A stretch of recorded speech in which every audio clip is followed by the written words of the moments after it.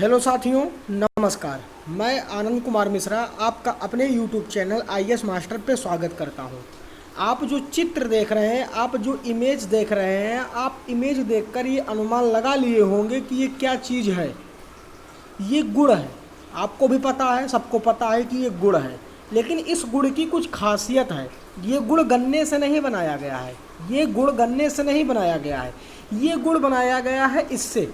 एक श्रमिक देखिए, एक वृक्ष के ऊपर चढ़ा हुआ है। ये वृक्ष किसका है? ये ताड़ का पेड़ है। ये ताड़ के पेड़ से उसका रस निकाल कर क्या बनाते हैं लोग तमिलनाडु में? उसका क्या बनाते हैं तमिलनाडु में? उसका बनाते हैं, आपका रस बनाते हैं, भेली बनाते हैं, जिसको बोलते हैं गुड़। क्या बनाते हैं? गुड़ बनाते हैं। तो आप दो इमेज देखें तो ये गन्ने वाली गुड़ नहीं है, ये ताड़ के वृक्ष से निकाले हुए रस वाली गुड़ है। अब ये न्यूज में क्यों है, पढ़ते हैं। तमिलनाडु में थूथीकुड़ी, मैं कलम ले रहा हूँ, मैं क्या ले रहा हूँ? कलम ले रहा हूँ, कलम ले लूँ भाई। तमिलनाडु में थूथीकुड़ी जिले के उदंगुडी शहर से उत्पादित ताड़ गुड़ के लिए भौगोलिक संकेत जीआई टैग हेतु हालिया आवेदन ने इस प्राचीन प्राकृतिक मिठास से युक्त उत्पाद पर लोगों का ध्यान आकर्षित किया है। तो भैया, ये तमिलनाडु में क्या होता है, एक जगह है जिसका नाम है उदनगुडी। क्या नाम है? उदनगुडी। उदनगुडी शहर में होता है और इसको तमिलनाडु की सरकार ने जीआई टैग, भैया जियोग्राफिकल इंडिकेट देने के लिए भैया क्या किया है? सिफारिश की है, जो ताड़ गुड़ है। और इसकी विशेषता क्या है? प्राकृतिक मिठास है। प्राकृतिक मिठास से युक्त है ये, मतलब इसमें कोई भी मिलावटी चीज़ नहीं है। भाई, ताड़ के पेड़ में जो जूस होता है, क्या उसमें चीनी मिला देते हैं? कोई नहीं। ये प्राकृतिक मिठास से युक्त है, जो कभी मलेशिया, सिंगापुर और श्रीलंका, ब्रिटेन को निर्यात किया जाता था। भारत का जो ताड़ का जो भेली है, जो गुड़ है, वो यहीं तक नहीं, वो आपका बहुत दूर दूर तक निर्यात किया जाता था। मलेशिया हुआ, सिंगापुर हुआ, श्रीलंका हुआ, ब्रिटेन हुआ, यहाँ तक। प्रमुख बिंदु देखें। सामान्य तौर पर ताड़ गुड़ का उपयोग दक्षिण भारत में रसोई की सामग्री एवं आयुर्वेदिक दवाओं के एक घटक के रूप में किया जाता है।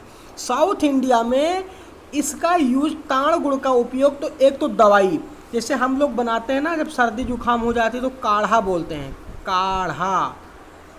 काढ़ा बनाते हैं ना, तो एक तो दवाई के रूप में इसका उपयोग होता है, और दूसरा इसको रसोई में, मतलब खाने पीने की चीज़ों में भी इसका उपयोग किया जाता है।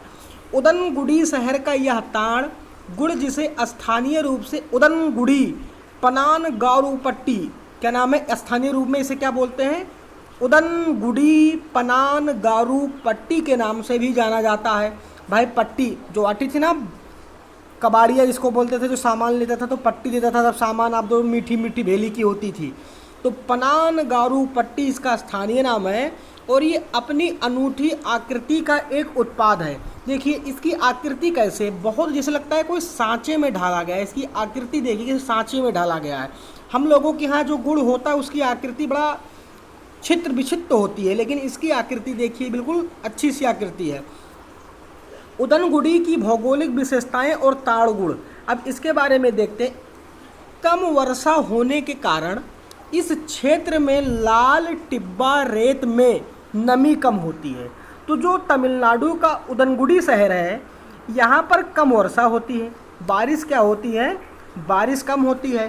तो जो लाल मिट्टी है, जो लाल मिट्टी वाली क्षेत्र है, उसमें क्या होगी? नमी कम होगी। इसीलिए पालमीरा वृक्षों का रस अधिक चिपचिपा होता है।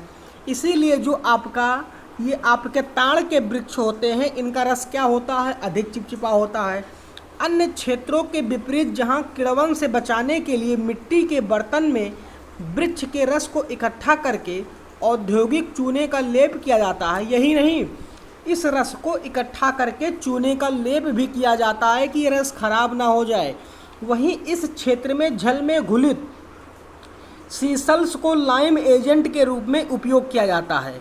इससे गुड़ को नमकीन स्वाद मिलता है, मतलब गुड़ को थोड़ा सा इसमें नमकीन स्वाद आ जाता है। थूथुकुडी जिले में एक प्रमुख पेशे के रूप में पालमीरा के जंगलों में ताड़ी एवं गैर मादक ताड़ रस, जिसे पडनीर बनाया जाता है, मतलब ताड़ी का उपयोग शराब और आप बनाने में भी किया जाता है, इसको भी आप ध्यान रखिएगा। अब ये देखिए ये क्या है, अब इसको गौर से देखिए, मैं जूम कर दे रहा हूँ, ये है क्या, चितकबरा कोयल।